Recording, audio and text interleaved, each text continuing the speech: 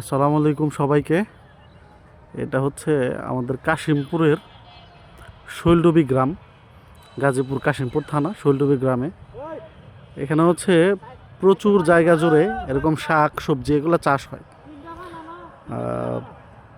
এখানে এই যে এই শাকগুলো একদম ক্ষেত থেকে এখন নিয়ে যেতেছে পরন্ত বিকেলে, সুন্দর একটা ওয়েদারের মধ্যে এরকম সূর্য ডুবতেছে। এখানে এই শাকগুলো ওনারা কাইটা রেডি করতেছে, এটা বাজারে যাবে। এখানে আমরা একজনের সাথে কথা বলবো। আসসালামু আলাইকুম বড় ভাই।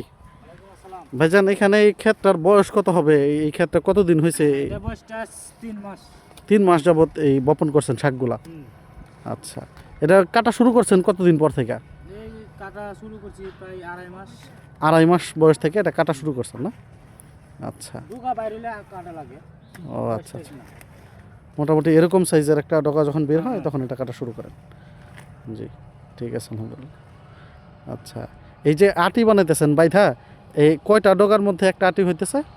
5টা ডুগা। 5টা ডগায় একটা আটি। একটা আটি কত করে বিক্রি করবেন এগুলা? এই সর্বোচ্চ 27 টাকা 28 টাকা। 27-28 টাকা পাইকারি দর এটা না? আড়তে আরও তো বিক্রি করবেন 27-28 টাকা। আর এটা বাজারে খুচরা কত বিক্রি হবে? 30 টাকা। 30 টাকা আটি। জি, ঠিক আছে, ধন্যবাদ ভাইজান।